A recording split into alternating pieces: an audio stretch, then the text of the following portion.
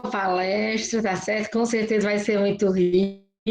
Um beijo no coração de todos vocês. Vocês são lindas, maravilhosas, profissionais. Viu? Muita saudade.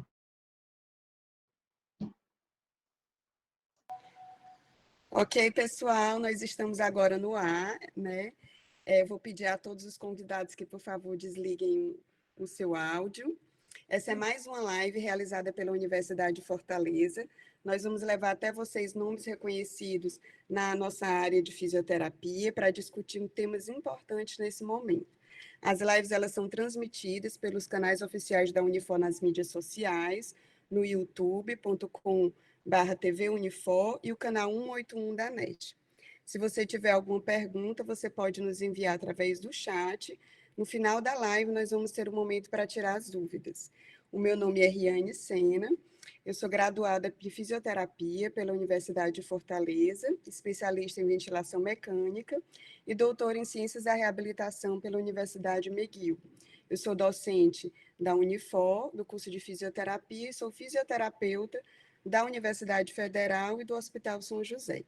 Hoje nós temos a honra de receber, né, as nossas convidadas, doutora Daniela Gardano, graduada em fisioterapia pela Universidade Estadual de Londrina, doutora em ciências na área de concentração de pneumologia pela Faculdade de Medicina da Universidade de São Paulo, docente do curso de fisioterapia da Universidade Federal e coordenadora da Liga Cardiovascular de Fisioterapia da UFC e do Grupo de Estudos em Pesquisa e de Fisioterapia em Oncologia e Cuidados Paliativos. Temos também a doutora Vanessa Marques, que atualmente é fisioterapeuta, coordenadora das UTIs do Hospital Universitário da Unifesp, Geral Cirúrgica e Neurocirúrgica. Ela é membro do NDAE da Residência em Cuidados Intensivos Adultos da Unifesp, fisioterapeuta e coordenadora da especialização em fisioterapia cardiorrespiratória do Hospital Dante Pazinese, de Cardiologia. E temos também conosco a doutora Maria Tereza Morano, especialista em fisioterapia respiratória e cardiovascular, mestre em educação e saúde e doutora em cirurgia, coordenadora do programa de reabilitação pulmonar do Hospital de Messejana. Então, nós vamos discutir hoje esse assunto tão importante, que é a fisioterapia na pandemia do Covid-19, da UTI ao telemonitoramento. Então, agora, nós vamos iniciar, né, na nossa live com a parte da abordagem da fisioterapia na UTI, e depois a doutora Daniela Gardano, vamos começar com a doutora Vanessa, e depois a doutora Daniela Gardano vai discutir conosco também essa abordagem em Fortaleza, e no final a doutora Maria Tereza vai conversar sobre essa experiência do telemonitoramento, que tem sido, né, maravilhosa no Hospital de Messejana, como nós vamos aplicar para os nossos pacientes também com Covid.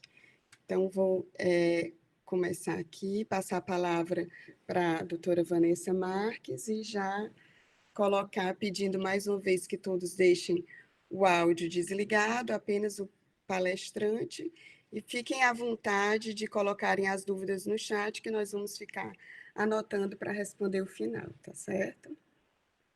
Doutora Vanessa. Bom dia a todos. Todos me ouvem? Sim. Bom dia a todos. Eu vou tentar colocar aqui, então, a minha apresentação, só para tentar ilustrar um pouco melhor do que eu gostaria de falar para todo mundo que está assistindo. Primeiramente, gostaria de agradecer o convite. É um prazer daqui de São Paulo poder participar aí da Unifor, né? Eu já tive tantos egressos dessa universidade comigo, né? Como aluno, como colega, como amigo. Parabéns para vocês aí pela essa iniciativa. Espero poder contribuir um pouco. Eu vou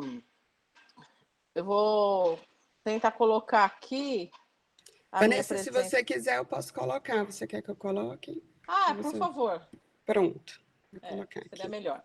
Então, eu falei com a Riane e aí eu gostaria de tentar trazer para quem estiver assistindo um pouco do motivo o qual a gente pode entender que a Covid-19 tem trazido aí muitas dúvidas, muitos desafios para todo mundo da equipe da saúde, principalmente os médicos e nós fisioterapeutas que estamos aí na chamada na linha de frente do Covid, né? Para quem não sabe, né, o que é que tem acontecido de diferente? O que tem acontecido de diferente para que isso tenha trazido tanta discussão, tantas publicações? O que é que tem de diferente, tá? Pode passar o próximo, então, por favor, Riane.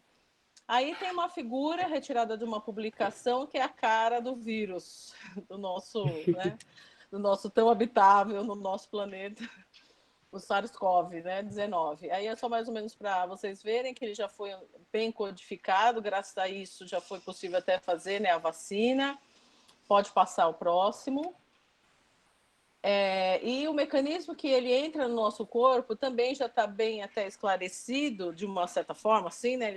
A gente conhece bem como é que ele entra por uma cavidade aberta, pode ser pelos olhos, pode ser pela via aérea respiratória, e ele vai se ligar ao receptor da angiotensina, deixa eu colocar maior aqui para mim, da angiotensina 2, e aí assim ele consegue entrar no nosso organismo. Então, primeiramente, a gente já sabe que ele pode trazer, então, repercussões cardiovasculares, né? Principalmente ligadas a esses receptores. Pode passar o próximo.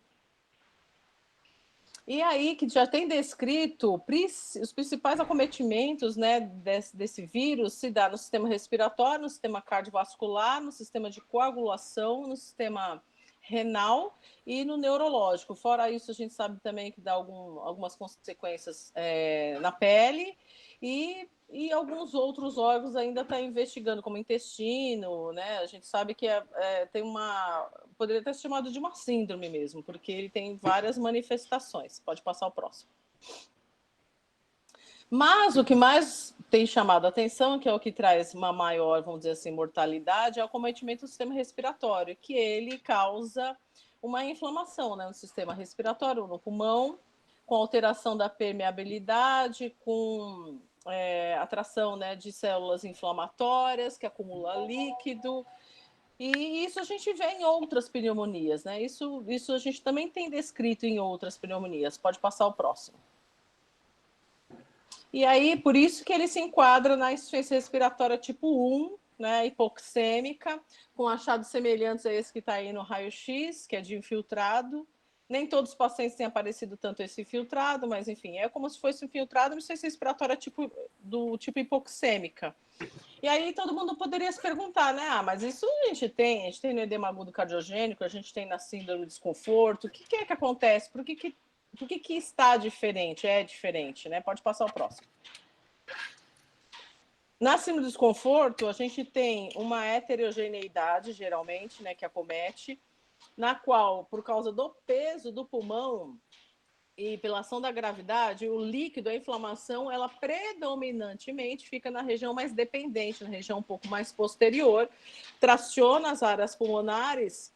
Então, a gente tem essa heterogeneidade que a gente vê aí nessa figura. A gente vê que na área mais posterior, próximo à coluna vertebral, tem mais consolidação, o pulmão é mais fechado e, consequentemente, na área mais anterior, mais superior, no caso do paciente que está deitado, mais próximo ao externo, a área mais tracionada, mais aberta, mais aerada. Então, a gente tem áreas de colapso e áreas bem aeradas, que quando a gente vai ventilar esse tipo de paciente, existe, então, esse problema, que você precisa de uma pressão suficientemente alta para abrir as áreas colapsadas, só que isso causa uma hiperdistensão nas áreas que já estão abertas. Isso, em alguns casos, também acomete na Covid-19. Pode passar o próximo. E esse tipo de ventilação, né, em um sistema que é heterogêneo, pode causar várias lesões. Pode até causar o atelectrauma, que é o pulmão que está colapsado, fechado. Ele pode causar o barotrauma, né, porque na área que você está tendo uma hiperdistensão, ela acaba se rompendo. Pode causar o biotrauma, que é o estresse inflamatório, esse abre e fecha cíclico. Então, isso tudo também, nós também estamos vendo na Covid-19. Pode passar o próximo. E aí vem essa discussão, né? É a Covid-19, essa pneumonia, ela é esse desconforto ou não? E aí tem essa publicação aí que comenta isso, para quem quiser ler a respeito, ela é muito boa, ela é pequena, curta, bem objetiva. Qual é o problema da Covid-19? Que não, muitos pacientes não se apresentam dessa forma, eles são extremamente hipoxêmicos, mas o raio-x inicialmente, entre aspas, tem alguns que têm vidro fosco, tem alguns que não tanto, não tem tanta área dependente como na síndrome do desconforto. Então, foi isso uma coisa que começou... a gente começou a perceber quando, por exemplo, na nossa unidade, a gente tem quase 70 leitos de UTI Covid, né?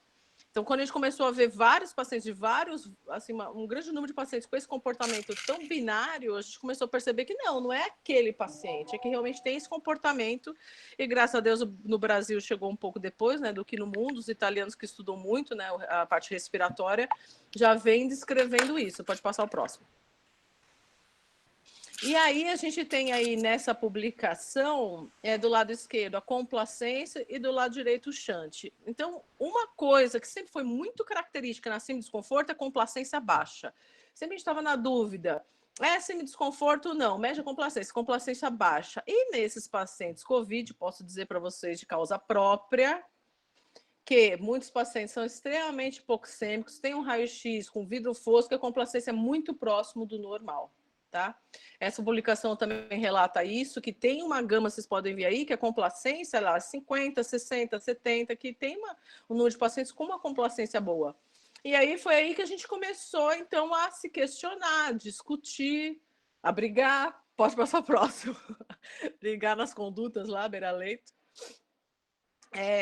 E aí começou, então, a discutir o que a gente tem de conceito também que foi trazido lá da Síndrome do Desconforto, que é o Baby Lung. O que acontece no Baby Lung? O Baby Lung é um conceito que também os italianos deram para o Síndrome do Desconforto, que é um pulmão pequeno, um pulmão de um bebê, de um recém-nascido, porque a área que está boa é pequena, então a gente tem que ventilar com baixos volumes e provavelmente com uma frequência um pouco mais alta, né? Mas a gente vê que na síndrome do desconforto isso nem sempre acontece. Às vezes a área pulmonar é até maior e assim, ventilável, né? Ela é até maior, só que ela depois, pela inflamação, pela pneumonia, pela internação, acaba evoluindo com esse aspecto de Baby Lung. Então, é uma coisa cíclica que está aí à direita, vocês podem ver que ele está colocando uma seta aí que é dinâmico, a mudança do sistema pulmonar do paciente acometido por essa doença. Às vezes ele não começa com essa coisa de Baby Lung, a área pulmonar é maior, e depois ele evolui por um quadro mais semelhante assim, desconforto. Pode passar. E aí temos descrito nessa publicação aí também do Gattinone e dos outros italianos, que ele colocou diferentes tipos de fenótipos. Então, grosseiramente, já foi dividido em dois. Um paciente que tem... Os dois são acometidos pela Covid-19, os dois são hipoxêmicos, que eu queria deixar bem claro, os dois são hipoxêmicos, muito hipoxêmicos, mas tem uma parcela que tem a complacência boa. Então, muitos dos conceitos que a gente tem de usar uma pressão suficientemente alta para abrir aquela área colapsada não se encaixa, porque como a complacência é boa, entre aspas, você mais traz lesão do que benefício. E tem outro tipo de paciente que tem a complacência ruim, a complacência baixa, que aí é um pouco mais semelhante. Na prática, isso não é tão fácil, eu queria dizer isso. Na prática, isso não é tão fácil... porque não está bem claro como que a gente pode também tratar esses dois tipos de paciente. Pode passar o próximo. Aí esse slide ele tem descrito que são os pacientes de alta elastância, né? Como é que ele vai se distribuir, que é o que eu disse, né? Que é uma coisa mais característica que a gente já conhecia. Pode passar o próximo. E aí, nessa outra publicação, a gente já tem 3 definições. Eu acredito, sinceramente, que tem mais do que 3, para ser bem sincero. Eu já ouvi dizer de 5, eu estou mais para 5 do que para 3. Então, o primeiro recado que eu gostaria de deixar, sim, essa doença é diferente, é difícil a gente dizer que a gente conhece, é difícil a gente dizer que a gente sabe tratar, não é fácil, quem acha que é fácil, não é fácil, o paciente muda muito, e ainda mais se tiver outras comorbidades. Então, eu acho que é fundamental a gente tentar entender em qual classificação que ele está, para a gente tentar entender um pouco melhor, mas não que isso também seja muito claro, determinado na literatura, qual vai ser o tratamento. Pode passar o próximo. Aí tem uma série de questões envolvidas, as imagens radiológicas, ventilação mecânica não invasiva, intubação, aí a ventilação mecânica invasiva, terapia de resgate, o fato da distúrbio de coagulação e outras coisas associadas. Uma coisa bem importante que todo mundo comenta, é verdade, raio-x é muito diferente da tomografia, todos precisam de tomografia. O uso da ventilação mecânica não invasiva cada vez mais está sendo usado e associado. Tem uma gama de pacientes que se beneficiam sim de intubação precoce, mas tem algumas publicações que já dizem que não, que tem alguns pacientes que não se beneficiam de uma intubação precoce, tem distúrbio de coagulação, tem distúrbio de perfusão, que é uma coisa que é um pouco mais recente, a gente está vendo. Pode passar o próximo. E aí, com isso, vem essa questão, né? Como que a gente vai tentar tratar esse paciente com uma margem de segurança? Isso é uma discussão diária, beira-leito, de todos os pacientes. Está muito difícil a gente entrar como um acordo, eu diria. Pode passar. Então, eu vou comentar um pouco para vocês o que a gente tem. Primeiro, oxigenoterapia, catéter nasal simples, a máscara reservatória com válvula unidirecional, né, para ser reinalante, ventilação mecânica não invasiva e o catéter de alto fluxo. Queria dizer que tem uma publicação que mostra qual é a geração de aerossóis desses tipos de oxigenoterapia. O que pior para a gente é a nebulização com alta litragem, né? O catéter de alto fluxo, por incrível que pareça, ele não gera muito aerossol.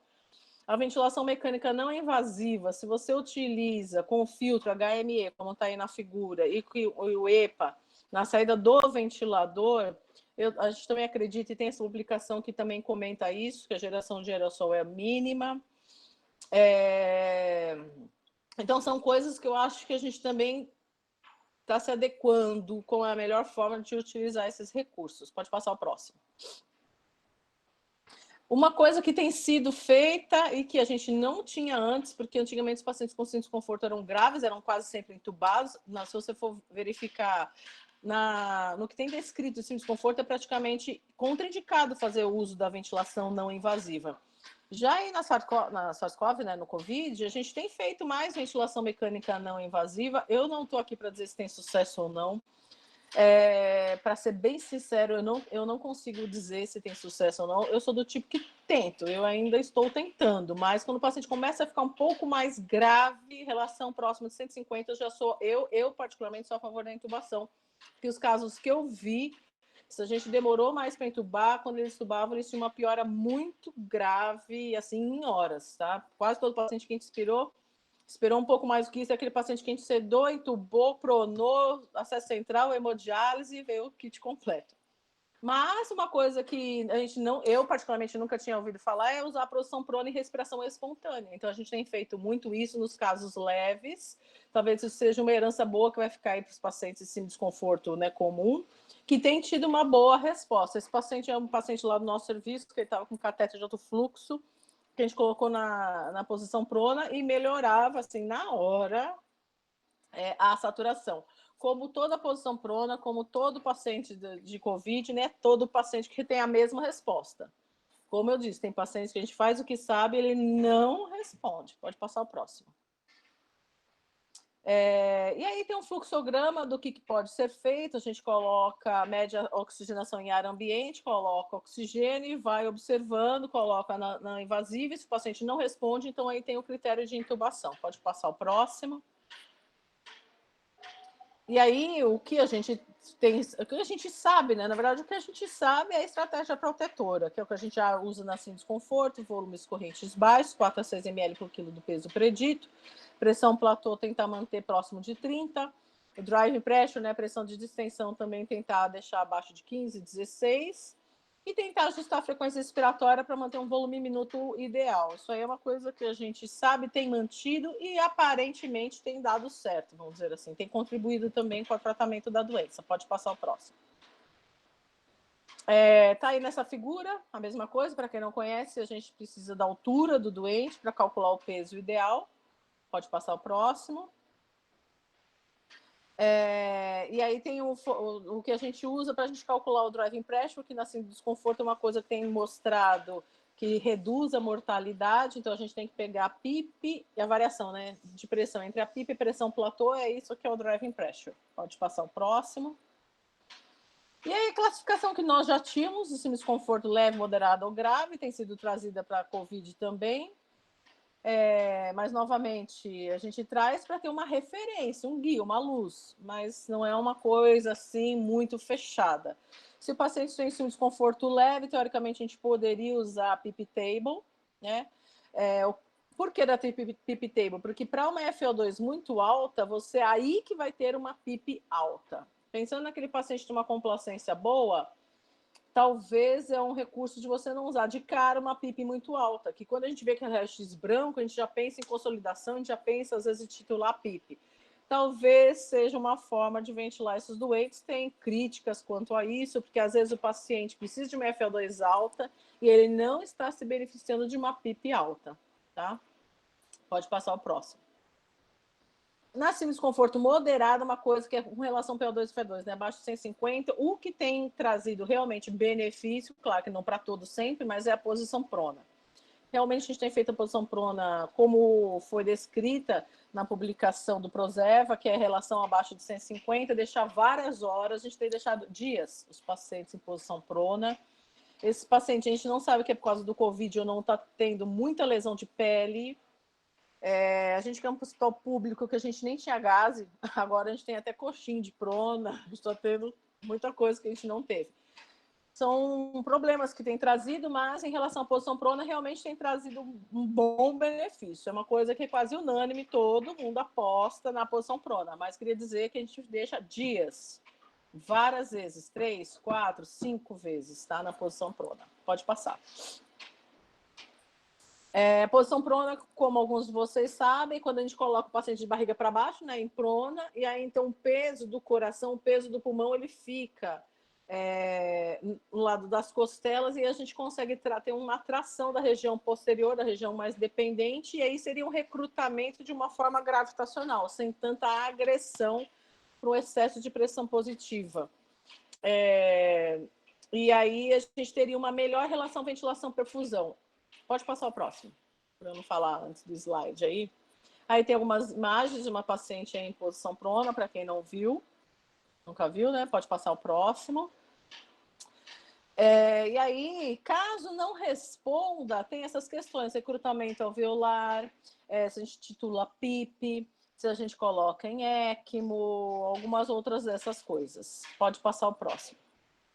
Não tenho lá experiência com ECMO, o que a gente tem feito é titulação da PIP, junto da impedância, tomografia de impedância elétrica, que pegando o meu lado científico, né, que existe grandemente de mim, fora o lado da fisioterapia, que é assistencial, claro que eu lamento muito pelos doentes, mas eu adoro quando a gente coloca na impedância, porque a gente tem visto coisas que a gente literalmente não esperava. É uma desjunção da ventilação-perfusão que eu nunca tinha visto na vida.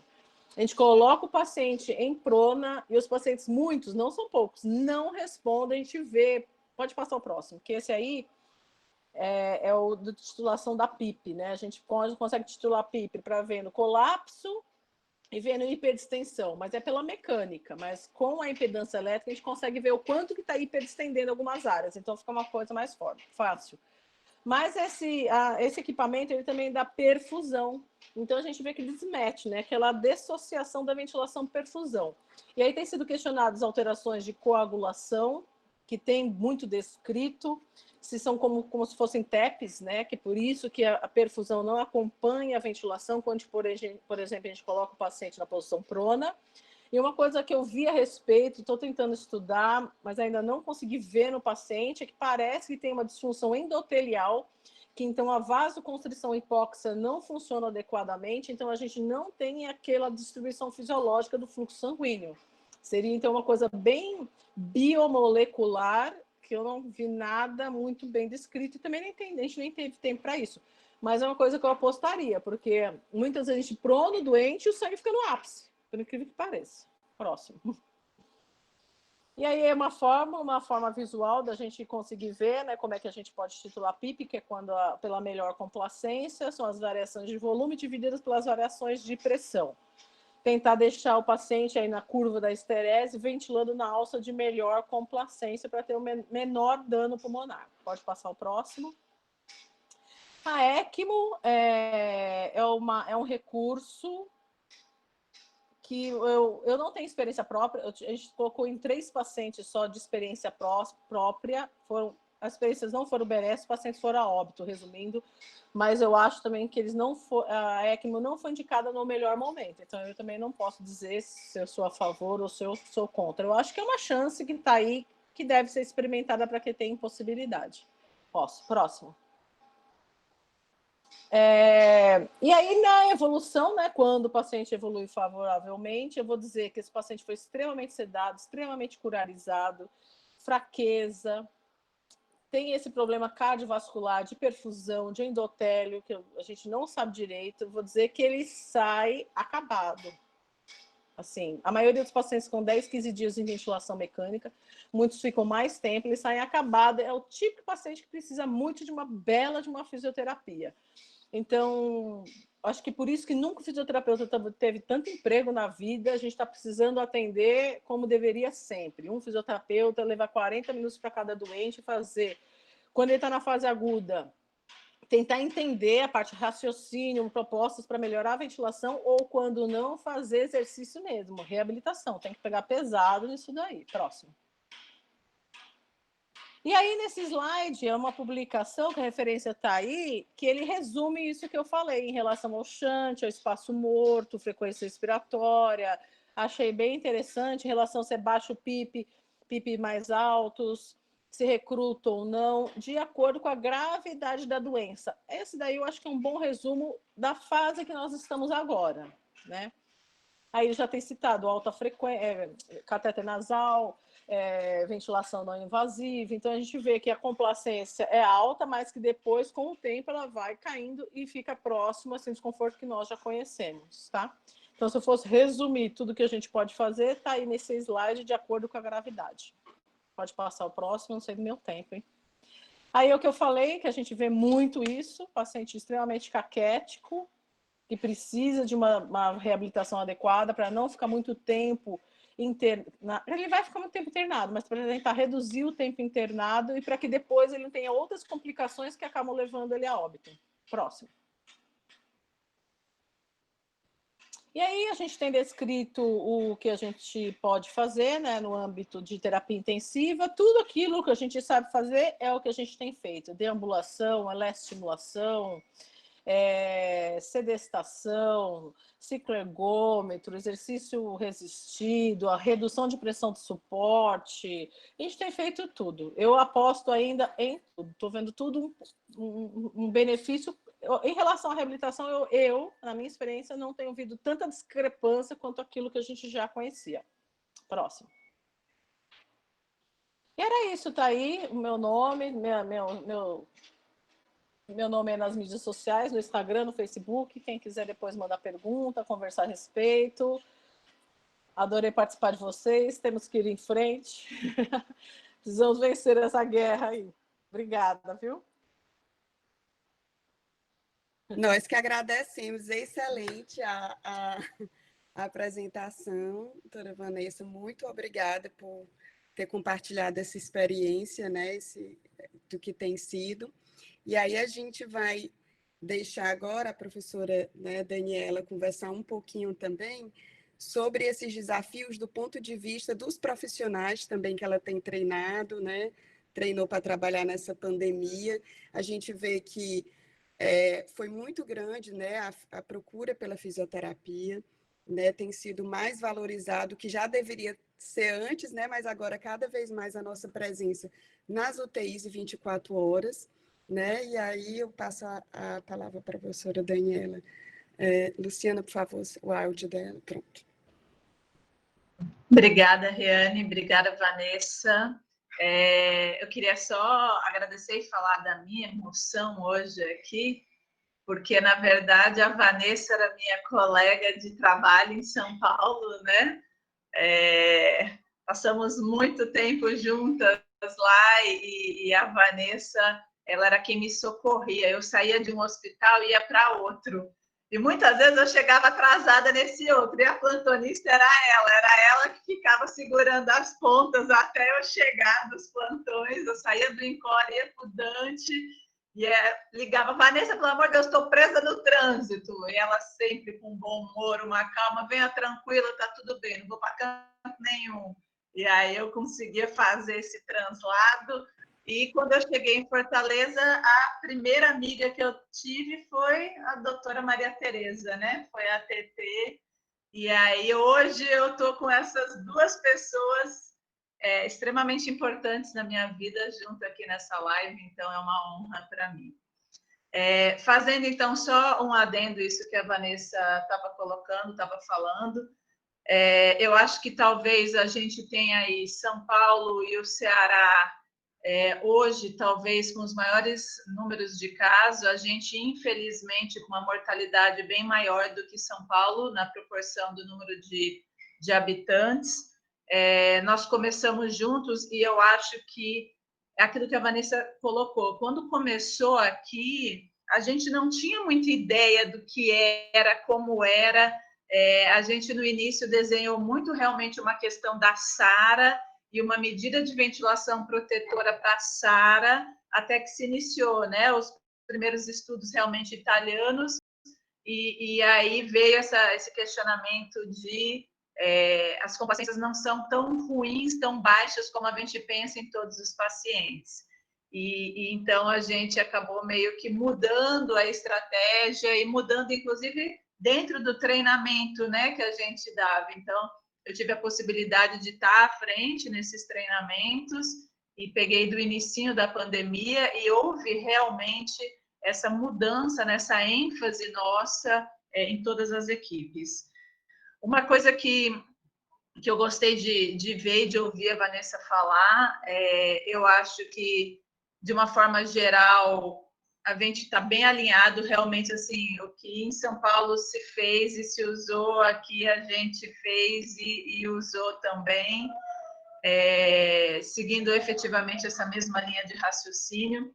E na primeira live que eu falei há algum tempo atrás, bastante tempo atrás, que foi bem no início da pandemia, eu falei uma coisa que a Vanessa falou aí agora.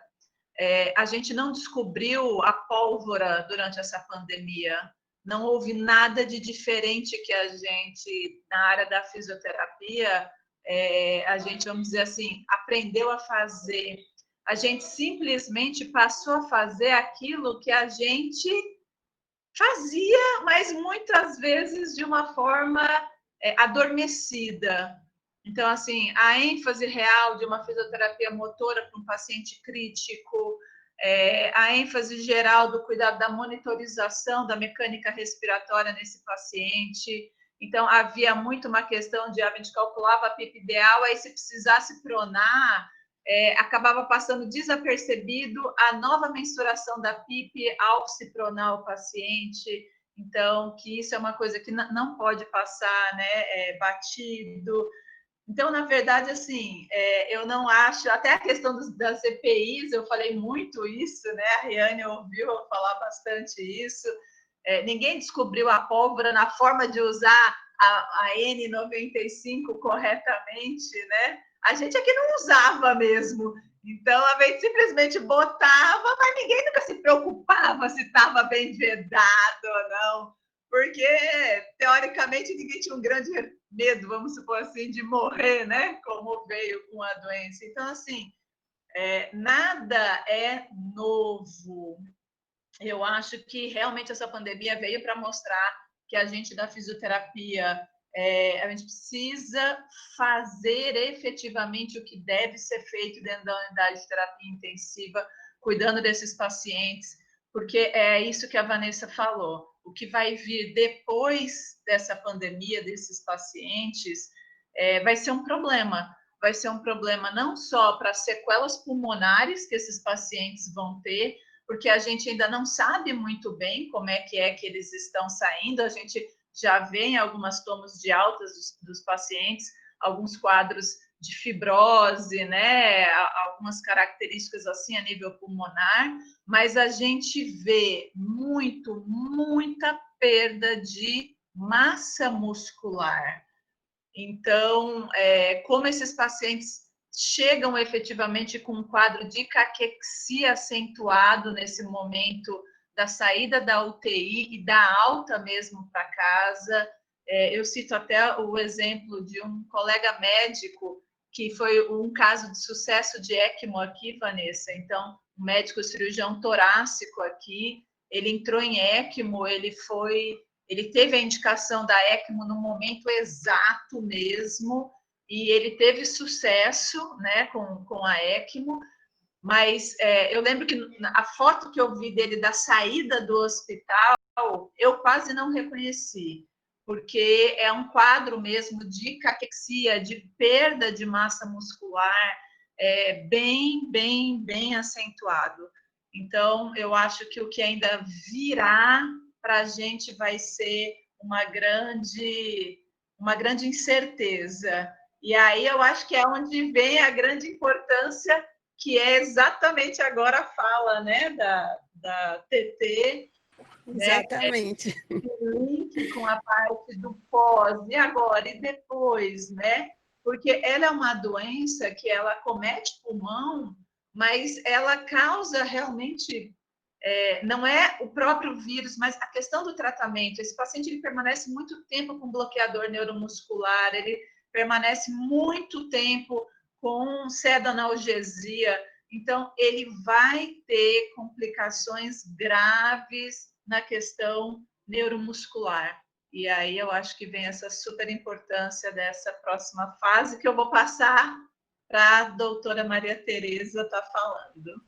E Dani, só que dá um adentro rapidinho, né, para os comentários aqui no chat, né, o professor Guilherme comentou que já está recebendo também na atenção primária, né, na secundária, quer dizer, ambulatório, pacientes, né, com lesões de pele também, como a Vanessa comentou, e a Andrea comentando também alguns pacientes evoluindo com fibrose, e realmente eu vejo que, né, nessa questão que a gente está conversando hoje do desafio, agora a gente já tem vários desafios ao mesmo tempo, e um deles é como o nosso serviço, né, vai absorver esses pacientes que estão saindo da UTI, que conseguem se recuperar no hospital, saem do hospital, mas que tem essa fraqueza importante e que a gente ainda não sabe quanto tempo, né? Porque a gente vê que pacientes que têm SARA grave, tem estudos aí, depois de um ano, os pacientes ainda têm uma qualidade de vida diminuída, né? Então, agradeço demais aí a sua fala e também da professora Vanessa, e agora vamos passar para a doutora Maria Tereza, que vai conversar sobre a experiência muito interessante do Hospital de Messejana, acompanhando os pacientes que faziam parte, né, da reabilitação pulmonar, que sofreram o impacto da pandemia, e como a gente vai também aplicar essa experiência, podemos aplicar para a nossa realidade, né, depois. Professora Maria Tereza, eu vou passar já os seus slides, tá certo? Sua apresentação. Estão me ouvindo? Sim, perfeito.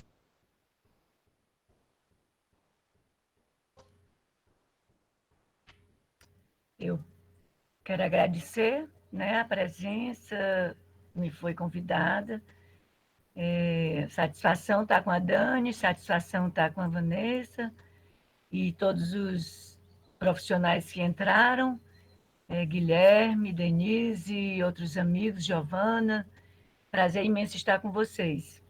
Então, você vai guiando aí, Iane, vai passando. Estão me ouvindo? Pronto, eu posso passar, né? Pronto, sim, eu vou ficar passando, é porque meu áudio vai ficar mudo. Aí, mas eu não estou vendo a apresentação novamente. Eu vou passar agora, viu? Ah, tá ótimo, tá. É só para ter uma sequência, mas eu preferi mostrar mais as fotos de como a gente está trabalhando. Então, todo mundo já falou aí no início, né, que a doença COVID é um determinante gerador de uma série de casos de pneumonia. É identificada pela primeira vez, né, no fim de 2019, na cidade de Wuhan, China, e foi denominada como SARS-CoV-2. E aí explodiu, né, a pandemia no planeta, e quando surgiu o primeiro caso aqui na nossa cidade de Fortaleza, eu reuni tomamos decisões rápidas, né, na reabilitação pulmonar, você pode ir passando, e fizemos a primeira reunião, por sinal, via telefone, eu e a Cíntia, num domingo, e decidimos fazer nossas próximas reuniões e tomarmos algumas decisões no nosso setor imediatamente. Pode passar. O que nós decidimos é parar a reabilitação pulmonar, primeiro porque a maioria dos nossos pacientes eram idosos e se deslocavam de ônibus, e pacientes de alto risco pelas comorbidades associadas a ele. Pode passar. Realizar monitoramento à distância, mas como nós iríamos fazer isso, imediatamente veio a ideia de que a gente tinha um protocolo pós-reabilitação e um manual, e que seria interessante a gente continuar esse manual, até porque ele segue um protocolo muito parecido com o que se faz na reabilitação pulmonar. Pode passar. Eu já falei, né, esse manual que foi criado pela equipe de pesquisa do nosso setor, é Manual de Reabilitação Pulmonar Domiciliário. Eu agradeço a cooperação desse manual da Juliana Silveira e do Rafael Mesquita, que participou desse manual. Pode passar. E decidimos que, a partir de segunda-feira, nós teríamos reuniões com os pacientes, né? Então, pode passar. No dia 16, esse aí é o manual, que depois eu vou passar também umas fotos para vocês do que é apresentado nele, pode passar. No dia 16 de 3 de 2020, nós nos reunimos com os pacientes da turma da manhã e tarde, e no dia 17, reunião com pacientes do transplante de pulmão, que nós temos uma turma de pacientes, tanto pós-transplantado como na lista de transplantes dentro da reabilitação, e da caminhada do bosque, que são pacientes que já realizaram reabilitação. É um programa de manutenção e que a gente também não poderia deixar de acolher esses pacientes, na sua maioria idosos também. E no dia 18/3, a reabilitação pulmonar foi parada, né? Pode passar. O que se falou nessa reunião para os pacientes? A gente deu a explicação do que estava ocorrendo no nosso estado, no nosso país e no planeta. Para eles era tudo muito novo, se para a gente era, imagine para pacientes que não têm acesso, às vezes, a muita comunicação, não gostam, às vezes, de televisão. Então, a gente teve que explicar muito direitinho, estava toda a nossa equipe, muito profissional nesse momento, inclusive a doutora Cíntia. Necessidade de afastamento e paralisação da reabilitação pulmonar.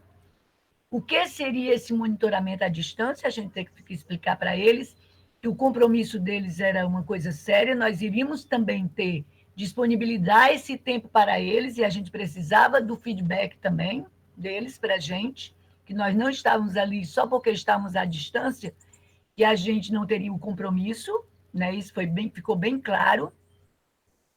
Foi entregue a ele a entrega do manual. Eles assinaram um termo de consentimento de que gostariam de serem monitorados à distância, até porque isso firma um pacto entre o compromisso entre o profissional e o paciente, e foi feita novamente para eles, novamente não, porque eles ainda não haviam recebido, leitura do manual com todos os pacientes. Quem já havia recebido esse manual era o pessoal da reabilitação, da Caminhada do Bosque, entendeu? Que já havia participado da reabilitação. A gente fez vários esclarecimentos, foi assim a manhã toda, a tarde toda, porque precisou realmente de tirar muitas dúvidas desses pacientes, embora o manual é bem claro, sucinto e objetivo. À medida que a gente ia mostrando para eles, é o mesmo exercício que a gente faz aqui, exatamente. Então, só muda mesmo a questão da aparelhagem, que eles não têm bicicleta, nem esteiras, e a gente usa step, quem tem qualquer batente na sua casa que possa estar trabalhando como step, e a caminhada, né? Que também a gente tem um protocolozinho dessa caminhada, que caminhar em solo é bem diferente de caminhar em esteira, né? Pode passar. Agora, eles saíram com uma certeza bem clara, e que isso foi o grande trunfo da gente nessa ação. Eles tinham a certeza que não estariam sozinhos. Isso a gente deixou bem claro, a equipe foi bem acolhedora nesse momento com eles, e que ninguém sabia nem o que viria pela frente, mas a gente teve uma percepção muito assustadora do que poderia acontecer, né? Pode passar. E os nossos profissionais da reabilitação, que eu tenho uma equipe grande de profissionais, nós somos 15, a maioria foram deslocados para as unidades Covid, que nosso hospital literalmente foi transformado em Covid, e em seguida eu fiquei, pode passar, com uma equipe para o monitoramento. Nós ficamos com o médico, foi a doutora Cíntia, 2 fisioterapeutas, eu, Edmar, terapeuta ocupacional, a Alina, psicólogo, a Marcela, nutricionista, Ana Luísa, e a minha secretária. A minha secretária, vocês não podem imaginar como ela teve uma grande participação nesse momento. Ela realmente, ela foi grandiosa, ela está sendo grandiosa, né? Então, assim, liberar medicamentos, consultas, receitas, marcar com a doutora Cíntia por telefone, então isso foi muito importante. Essa segurança, eles ficaram muito bem assistidos. Próximo. O trabalho multidisciplinar, ele trabalha em cima de um cuidado integral, por isso que a gente resolveu trabalhar em equipe, para dar continuidade realmente ao serviço, e visando também o fortalecimento da capacidade de resposta ao Sistema Único de Saúde, que não é porque parou que a gente não pode continuar com os nossos pacientes dando a nossa assistência, amplia as ações de cuidado integrado para a prevenção e o controle da doença, para continuar o controle e a prevenção da doença de base deles e a que estava chegando, como isso poderiam agredi-los, e promover o desenvolvimento e a implementação de políticas públicas efetivas, a possibilidade do automanejo após reabilitação, mostrar para eles que é possível eles estarem em casa ou estarem numa academia e estarem sempre em contato com a gente também, integradas e sustentáveis. É próximo. Então, no guideline de 2007 da reabilitação pulmonar, ele diz que cada membro da equipe interdisciplinar de reabilitação pulmonar, ele deve assumir o papel de advogado. Então, é na defesa, é na tristeza, é no amparo, é em tudo. Nós somos advogados daqueles pacientes, nós não poderíamos deixá-los numa fase tão difícil. Para nós, foi difícil aceitar, com certeza todos nós tivemos angústias, ansiedades, medo. Imagine quem tem uma doença de base e que o risco maior para eles estava bem próximo, né? Acreditando fortemente e compreendendo os objetivos da reabilitação pulmonar. Próximo. Trabalhamos, né, estruturalmente com 5 grupos, o grupo 1, pacientes da turma da manhã, o grupo 2, pacientes da turma da tarde, o 3, pacientes da turma de TX, o 4, pacientes da caminhada do bosque, e o 5, um grupão saúde. Esse grupão saúde é onde estavam todos os profissionais e a doutora Cíntia. Não podia nenhuma mensagem além do que alguma alteração clínica, sintomática ou mental mesmo, né? De ansiedade, de nada de bom dia, nada de boa tarde nesse grupo, nada de E porque eles, tu sabe, quando eles entram no grupo, então, doutora Cíntia, bom dia, querida, eu gosto muito de você. Cortamos qualquer tipo de conversas paralelas. E ficou esse tipo de outras conversas nos outros grupos, além da monitoração dos exercícios. Próximo. Pode passar, Riane. Os meios de comunicações eram ligações individuais telefônicas, pelo WhatsApp, nós formamos os grupos, todos aqueles grupos, nós temos grupos de WhatsApp, individuais, e pelo FaceTime. Às vezes eu fazia reuniões com eles pelo FaceTime. Era uma alegria fantástica, porque eles encontravam os amigos e conversavam entre eles. E pelo próprio Instagram, né? Pode passar. Nós dávamos a eles estímulo de automanejo o tempo todo, motivando-os, segmento das determinações orientadas pelo Estado, uso da máscara, lavagem das mãos, boa alimentação, hidratação, uso do álcool, isolamento social. Até hoje, eu ainda passo isso para eles constantemente. Próximo. A reorganização das rotinas dos pacientes, a organizar o tempo deles, né? Tudo mudou, era ficar dentro de casa para ter uma organização melhor. Eles encontrar atividades significativas para eles, né? Deixar atividades que pudessem ter desgaste energético, que eles se concentrassem nas mais significativas.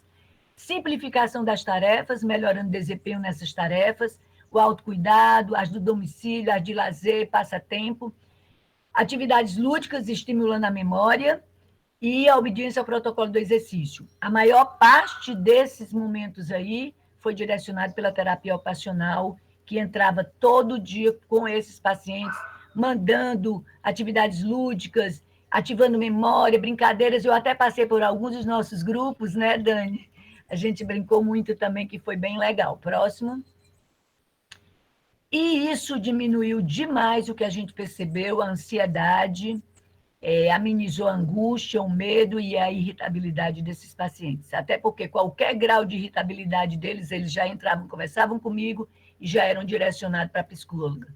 Então, a psicóloga manteve vários tratamentos mesmo contínuos, uma vez por semana, para aqueles que ficaram e que, mesmo com o exercício, eles se angustiaram. Né? Próximo. O manual, agora é só mesmo as fotos, que eu já estou finalizando, pode passar. O manual trata, né? A gente colocou no manual que já vem a escala de Borg, eles têm uma noção bem boa, a gente perguntava sempre como era que estava o Borg, a questão do cansaço, a nota do cansaço de pulmão, que é como eles entendem melhor. Lá tem como faz o freno labial, que já se sabe comprovadamente que o freno labial tem boas respostas para os pacientes com DPOC, são defesas até pessoais e que depois fizeram trabalhos e descobriram que realmente o porquê que eles faziam isso aí, né? Próximo. Aí já vem os exercícios de alongamento, vem os exercícios de aquecimento, da mesma forma como a gente faz lá, com a mesma sequência, com fotos bem autoexplicáveis dentro desse manual. E a gente trabalhou com os membros superiores, com as diagonais de Cabot, a primeira e a segunda diagonal. E aí vem o step, como deveria ser feito, né?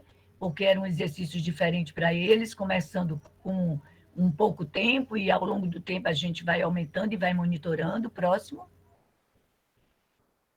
E a caminhada, que também era um segmento diferente, né? E a gente preferiu, mesmo aqueles que já faziam 30 minutos na esteira, a gente preferiu que eles dessem continuidade disso aí. Então, a cada semana, a gente aumentava um pouco o tempo e a velocidade desses exercícios. Aí vocês me perguntam, eles faziam mesmo? Eles, sequencialmente, eles faziam, mas tinha dias que eles se sentiam mais cansados, mais tristes, e realmente me dizia, Tetê, hoje eu não consegui fazer. E é perdoável, o que a gente queria realmente era que eles pudessem não parar suas atividades e não ter tantas perdas da capacidade funcional e de massa muscular, né? Próximo. E aí também no manual fala de algumas orientações sobre a nutrição. A nutricionista orientou muitos deles, uns engordaram demais, eu acho que todo mundo, né, nessa pandemia. Então, todo mundo quis cozinhar, todo mundo quis fazer receitas diferentes, e eles não são diferentes da gente.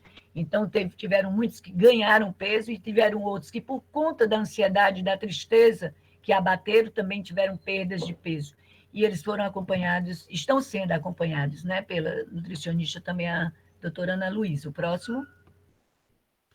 Também no manual fala como usar a medicação, nós temos aí vários modelos de bombinhas e como deve ser usado, e alertando também de que o uso da bombinha, ao iniciar o exercício, ela deve ser utilizada, ao fazer algum esforço máximo, ela também deve ser utilizada, e não somente naqueles horários recomendados pela médica, né? Próximo. Isso daí é como evitar uma crise, que é a questão da conservação de energia.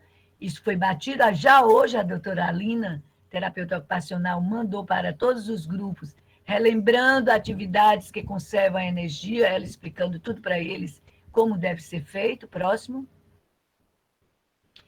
Pode passar? Vixe, eu acho que pode passar. E aí já os pacientes nos exercícios, né? A dona Lúcia, do grupo 1, dentro de uma casinha pequena, ela descobriu o seu pequeno corredor. O seu Manuel, ele tem 92 anos, um exemplo para todos nós, e faz suas caminhadas diárias. Ele mandou até um vídeo bem longo, mas eu preferi colocar lá mais na frente os vídeos pequenos para vocês terem uma ideia. Pode passar, Iane? Aí o seu Petrônio, do grupo 2 também, nós cedemos para eles os pezinhos, né? Para outros nós cedemos bastões, para outros nós cedemos caneleiras, e eles realmente, até oxímetro nós cedemos para alguns pacientes que tinham alterações de oximetria e quedas de oximetria significativas, a gente mandou para que eles pudessem se regular. Próximo. Aí também Dona Antônia Ferreira, do grupo 3 de transplante, Dona Ana Célia, do grupo 4, fazendo alongamento, ela aqui fazendo uma caminhada estática de aquecimento, próximo. Aqui o seu Auro, que é um paciente na lista de transplante, ele fugiu para o interior, está com as vacas e um campo vasto, e foi a melhor coisa que ele já fez na vida, né? Que ele se livrou de qualquer contágio. Foi difícil até o transplante, a equipe liberá-lo, mas eu disse, é bem melhor para ele estar mais distante, né? E foi o que realmente deu certo, porque os dois outros, nós perdemos 2 pacientes com transplantes que acabaram se contaminando, né? E aí, Dona Catarina também, ela era uma paciente de pré-operatório, fez cirurgia de CA e tinha acabado de sair da reabilitação. E nós não tinha ido para a caminhada, então nós absorvemos e ela fica com a gente. Aí eu achei lindinho o netinho dela estimulando a ela a fazer os exercícios. Próximo. Segmento das determinações orientadas pelo Estado, como eu já falei, município, pode passar. Pode passar. Aqui tem a Dona Luzanira, Dona Isabel tomando banho de sol e o seu Márcio, que era uma coisa que a gente também recomendava a eles todos os dias. Próximo. Aí o uso da máscara, a gente botava, eu, a Rose, essa é a nossa secretária, nas fotos estimulando, e nós fizemos também máscara para todos eles, com o nome Reabilitação Pulmonar, isso foi muito bacana. Cada um foi pegar a sua máscara, né? A família, eles ficavam em casa, mas mandaram buscar. Próximo. O uso do álcool, né? A gente lembrou bem a questão dos 70%, que é interessante. Hidratação contínua, uma boa alimentação. O seu Fernando ajudou demais, deu várias receitas naturais de suco, né? Próximo. O fato é que com esse manual, com esse telefone, com um segmento e anotando, fazendo nossos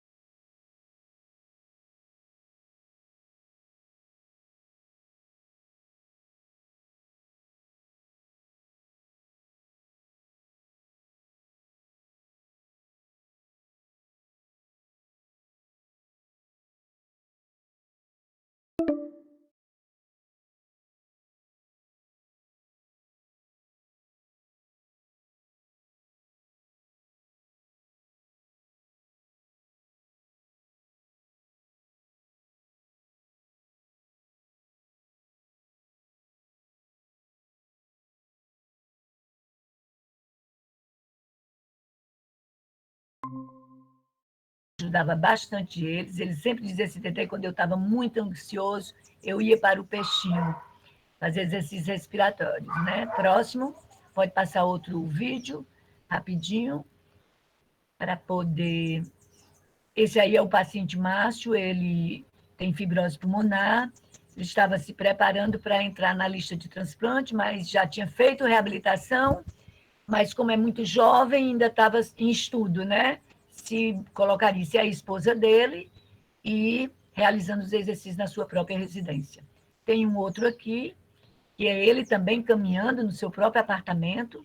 Eu mandava eles fazer a filmagem, mandar para mim, que era para a gente estar monitorando direitinho, e ele canta, ele é alegre, a esposa também acompanha. O uso adequado da roupa mesmo, dos exercícios, não abrir mão do tênis, não queria ninguém sem tênis, para evitar quedas, né?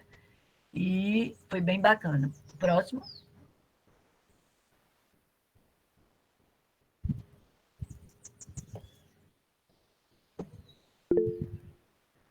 Pode passar, Iane? Essa daí é a paciente também que fugiu para o interior, né? Uma paciente bronquiectásica. Essa não, essa é hipertensão, é daqui. Ela fazia os exercícios de casa e quem curtia muito ela era o marido dela, um exemplo de casal. Ele é que fazia todo o monitoramento dela e ela sempre incentivando a todos do seu grupo, né? Pode parar, é só um exemplo para vocês verem como eles faziam, usavam muito bastão. E é isso, gente, eu quero agradecer a todos vocês, né, essa participação. E a minha lembrança, né, para mim é uma emoção imensa estar aqui. Eu estou dizendo que vocês querem me fazer pós-moderna de qualquer jeito, né? E são tecnologias novas para mim, mas com a ajuda de vocês eu consigo ser pós-moderna, né? E agora nós estamos com o ambulatório de pós-Covid, todas as quintas à tarde, mas inicialmente somente para receber os pacientes que foram assistidos no Hospital de Messejana, porque nós não temos pernas para ir se reprogramando para a reabilitação desses pacientes.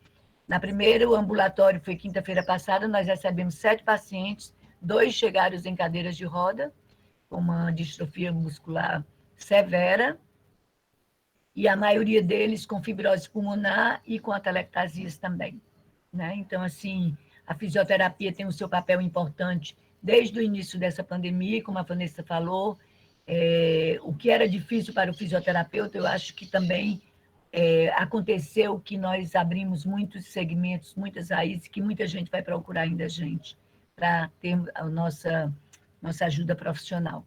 Nós estamos aqui para isso, né? Obrigada. Obrigada, Riane. Muito obrigada, TT. Assim, para os íntimos, né, TT, uma doutora Maria Tereza. Trabalho lindo do Hospital de Messejana, né? Você vê esse número tão grande de pacientes que ficaram sendo acompanhados e que continuaram ativos, o que é muito difícil, às vezes, eles continuarem ativos depois da reabilitação, né? Mas vocês conseguiram esse sucesso durante a pandemia, né? Eles continuando ativos. Temos aqui algumas perguntas no chat. O Guilherme está perguntando quanto tempo entre a alta e a avaliação na reabilitação. Acho que é para os pós-Covid, né, Gui? Se você quiser abrir o microfone também para perguntar, Eu fique à abri. vontade. É o seguinte, dos nossos pacientes que a gente iniciou a monitorização, a gente queria ter uma proteção para os nossos pacientes, né? Então, assim, a gente não queria que eles se contaminassem, que eles se fortalecessem a cada dia junto com a equipe, criasse confiança na gente. E nenhum deles receberam alta, e o que o Gui pergunta é quando irá iniciar a reabilitação. Gui, está tendo uma pressão muito grande para que a gente reinicie imediatamente a reabilitação, só que nossa reabilitação ela foi tomando os seus espaços para acomodar muito material do próprio hospital. Nós temos um hospital de campanha do lado da reabilitação, nós temos o necrotério atrás da reabilitação. Então, as nossas áreas precisam ser livres e descontaminadas para a gente poder receber esses pacientes e termos o nosso espaço garantido para poder estarmos atendendo essa... Mas, aos poucos, eles vão sendo encaminhados e a gente está pensando em iniciar com o telemonitoramento, até que devolva o nosso espaço para esses pacientes, entendeu? A gente já vai se sentar hoje à tarde para poder ver como é que foram realmente o primeiro dia de ambulatório pós-Covid, que foi quinta-feira passada, para saber quais as necessidades que a médica pôde indicar, né? Então, a gente vai estar conversando hoje à tarde. Não tenho previsão, mas a doutora Filadélfia, diretora do hospital, disse que no dia 30 de julho ela me entrega meu espaço. Vamos ver. Eu posso complementar uma coisinha aqui? Pronto, ótimo, Dani. O Rafael, com a Liga do Pulmão e com algumas orientandas do mestrado, está lá no Valdemar Alcântara e começou já a avaliar os pacientes no momento da alta hospitalar e já está agendando para que eles então sejam acompanhados pela Liga do Pulmão, né, pela reabilitação pulmonar da Liga lá na UFC, mas ainda um pouco com essa mesma incerteza da TT, né? A gente não sabe ainda muito bem, após a alta, quanto tempo depois esses pacientes realmente podem estar fazendo a atividade da reabilitação, porque não é não é a questão da contaminação, né? Até porque a grande maioria, quando vai de alta, já passou aquele período que seria da contaminação. Hoje, a principal dúvida é quanto tempo após esse processo que eles tiveram, será que eles... quanto tempo eles vão precisar para que eles consigam efetivamente iniciar um programa de reabilitação? Então, isso ainda é uma dúvida que está tendo. Eu falei com a doutora importante. Cíntia, desculpa, eu falei com a doutora Cíntia sobre a questão realmente dessa indicação, né, de fisioterapia pós-Covid. Ela disse que vai ter indicações de fisioterapia, né, convencional, como poderá aparecer situações em que o paciente mereça uma reabilitação pulmonar. Então, a gente está aguardando realmente o direcionamento desses pacientes, até porque a gente também teve que contratar carga horária, estamos já pensando em contratar carga horária para esse ambulatório e convocando alguns fisioterapeutas para esse tipo de atendimento lá do hospital, e tudo é muito novo, e a gente está fechando um protocolo agora. Hoje a gente continua esse protocolo. Muito bom. E também, assim, só para comentar para aqueles que estão aqui presentes, né? Essas iniciativas, né, de acompanhamento pós-Covid, né, são muito importantes porque são muitos pacientes e o nosso sistema não tem condição, né? Nem todos voltaram, né? Os do Estado, da Prefeitura. E na Unifor nós também vamos ter um ambulatório, né, para atender esses pacientes no NAMI. E a gente pode, né, vai ser um eletivo, já avisando aqui também para os alunos, e aí a gente fazer essa nossa integração, né, de equipe e ajudando essas experiências tão válidas de Messejana e essa também que a Dani falou da Liga, e a gente unir aí nossas forças na reabilitação do melhor desses pacientes, né? Tem aqui uma pergunta, fiquem à vontade de responder sobre quais as sequelas ou dificuldades encontradas para a reabilitação. Acho que a Vanessa também pode comentar um pouco do que ela vê na alta, né, hospitalar ainda do paciente, e a gente pode também ficar à vontade. Depois eu quero só responder essa pergunta do Claro. Guilherme, é bem rápido. Bruno, pode responder. Se só são os pacientes que já eram. Eu fiquei com 60, Gui, eu não podia pegar os que já tinham passado, né? Então, assim, os nossos da Caminhada do Bosque já são pacientes que já haviam passado, mas é uma minoria em relação ao que a gente recebe anualmente dentro do hospital, mas a gente só ficou realmente com os pacientes que estavam na ativa, né? E mesmo assim, ficou um número de 60 pacientes, ficou bem pesado. Eu trabalhei como ninguém em casa com esses pacientes, até porque a gente acaba monitorando a parte dos exercícios, da saúde, de tudo, mas você acaba monitorando também a família deles. Entra assunto de todo tipo e de todas as conversas, e às vezes eu ficava um pouco cansada, né? Mas deu certo, e está dando certo, né? Graças a Deus. Graças a Deus, e parabéns pelo trabalho, Tetê.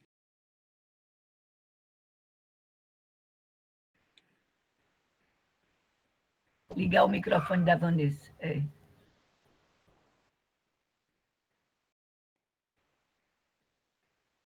Ainda não. Quer tirar o seu fone de ouvido? Às vezes há algum problema com o fone.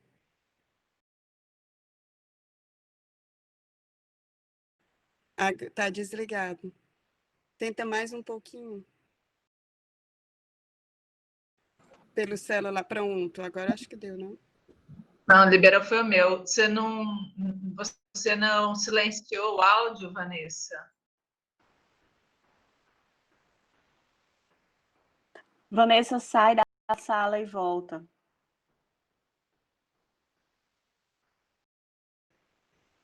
Enquanto isso, a gente pode... Pronto. Já desbloqueou o áudio. Vai voltar. Né?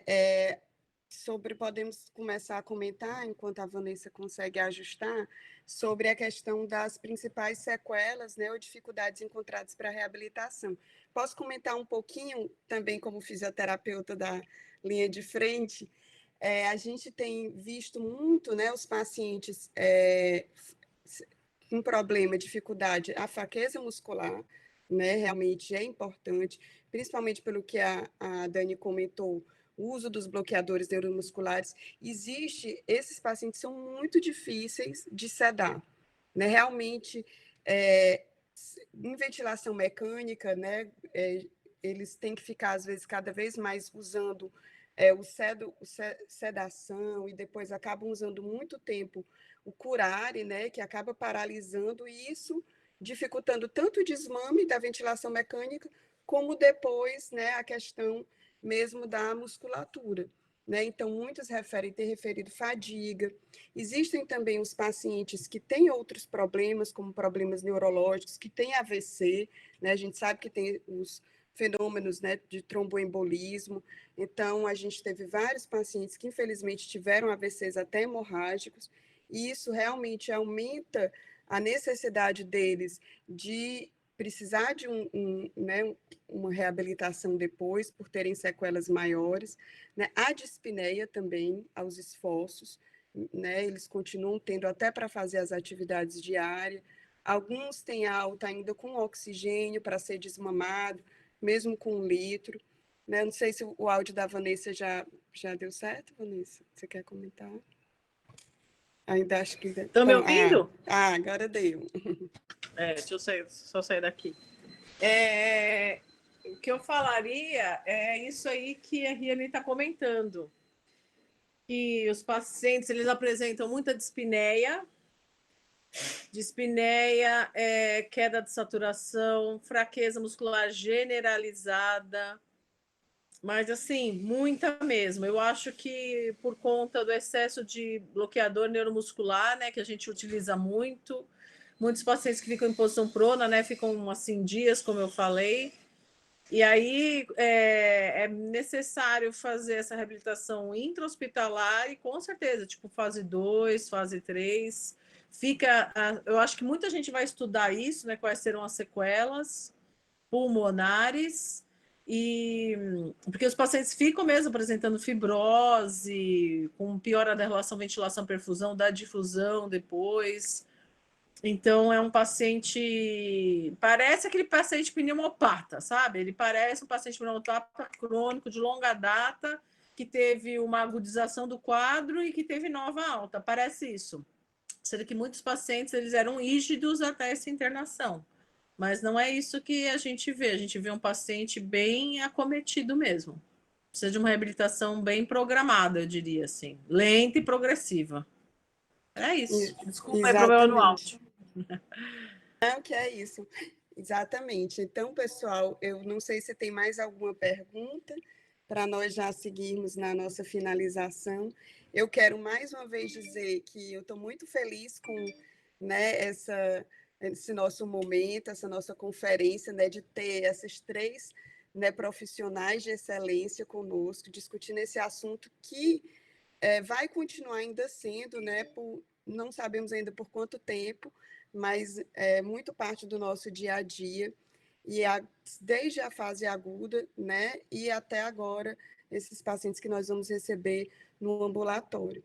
Né, agradecer a professora Vanessa, doutora Vanessa, por toda essa excelente apresentação sobre o trabalho no paciente durante a fase aguda, né, eu vejo assim, o quanto para a equipe essa importância dessa individualização é importante, né, de tratar cada paciente, às vezes são 1000 fenótipos, eu acho, né? A gente não consegue adequar só em um. E o que dá certo para um, às vezes não dá certo para um. Um dá certo a ventilação não invasiva, o outro a intubação, né, no momento certo. O importante é a equipe sempre estar atenta, né, e utilizar de todas as estratégias possíveis e não protelar nunca. Né? E foi isso que realmente ela passou, né? A doutora Daniela, né, trouxe aí toda a sua expertise falando da fraqueza muscular desses pacientes, né, da importância do acompanhamento, dos desafios que nós enfrentamos, né, nesse tempo, e a doutora Tereza, né, Morano, com toda esse trabalho da reabilitação pulmonar, do telemonitoramento que eles estão fazendo, nos mostrando mesmo a resiliência e o compromisso do trabalho em equipe, porque eu acho isso sensacional, toda a equipe da reabilitação pulmonar envolvida. A gente vê também no hospital como não é só o médico não é só o fisioterapeuta, é todo mundo junto, né? E nós precisamos realmente trabalhar em equipe, né? E essa humanização, essa empatia é muito importante, né? Live maravilhosa, né? Todo mundo aqui comentando, parabenizando, né? Não tenho palavras para agradecer, sei que todas são muito ocupadas, né? Com as suas atividades profissionais e de casa e tiveram esse tempo para estar conosco e compartilhar o conhecimento. Então, quero agradecer, muito obrigada, em nome de toda a universidade, a presença de vocês, né? E aqui todos agradecendo. Vou passar aqui o link, mais uma vez, do formulário. Aqueles que quiserem receber o certificado online, por favor, cliquem no link. E eu vou agora também apresentar, mas fiquem à vontade para falar enquanto eu estiver apresentando o QR Code, que vocês podem colocar também para ter acesso ao formulário, tá certo? Se mais algum palestrante quiser abrir, conversar, ou alguém... Eu só queria agradecer o aceite imediato da Vanessa e da TT, né, quando foi feito o convite. Eu acho que realmente essa live foi muito feliz por estar pegando mesmo desde o início aí dessa pandemia até o que ainda virá, né? Então, assim, desde como foi nas unidades de terapias intensivas, como é que veio se comportando a fisioterapia dentro das UTIs, como veio se comportando a fisioterapia na reabilitação pulmonar e tentando mostrar que a gente ainda tem um longo período aí pela frente, né? Obrigada pelo convite, viu, Riane? Eu que agradeço, Dani, assim, e você ajudou a fazer toda essa mediação também. Estou só tentando parar aqui o meu QR Code. Pronto. Ajudou a fazer toda essa mediação com as nossas palestrantes, né? Ajudando aqui também na nossa mesa, na mediação e nas dúvidas. E se mais alguém quiser comentar, fique à vontade. Eu acho que nossa fisioterapia só ganha, né?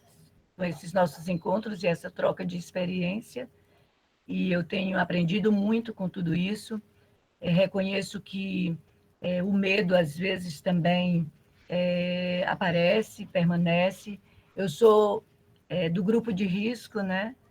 Mas, mesmo assim, compartilhando sempre, para mim foi bem mais fácil também conversar com os pacientes e ter acessibilidade por conta da experiência mesmo da idade. Isso ajudou bastante, né? A gente consegue ter um perfil de um bate-papo leve, depois a gente vai estimulando e descontraindo, e hoje eles são bem... Desculpe tá no seu particular, mas eu queria conversar com você no seu particular, então essa troca de amizade também favorece o compromisso e a responsabilidade entre o exercício e o profissional e o paciente, né? Então, isso também foi bem legal. Não, as pessoas têm que ter o perfil mesmo para saber motivar, acolher, puxar, entusiasmar a cada dia e entender o dia que não quer, o dia que está triste, o porquê que está triste, eu posso ajudar, como eu posso ajudar. Então, isso também favoreceu demais, né?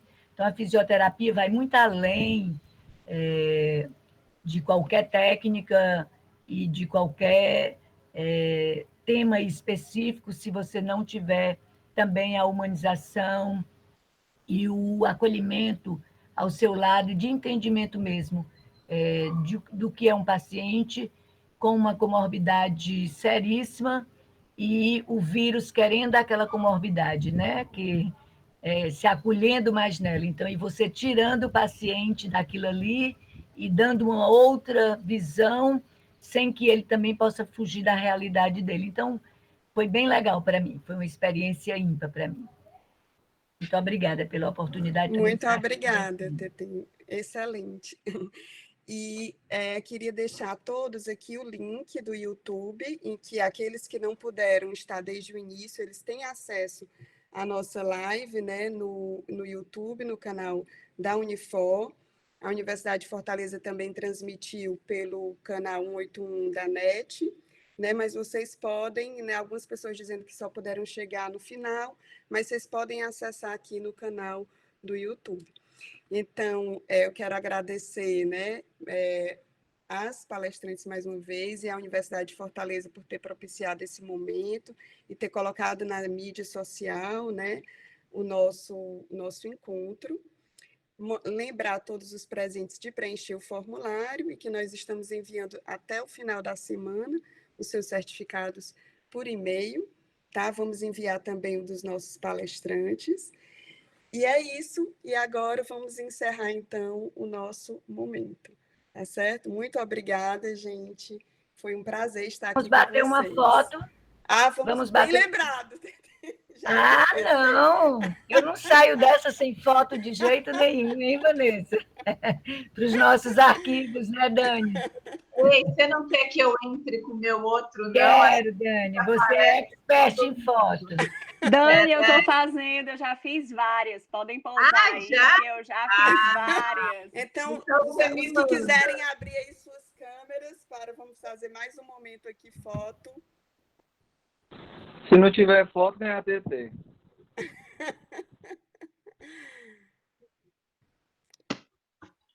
Guilherme já me conhece bem, né? Todo mundo olhando. Dani, olha para cá. 1, 2, 3 e já.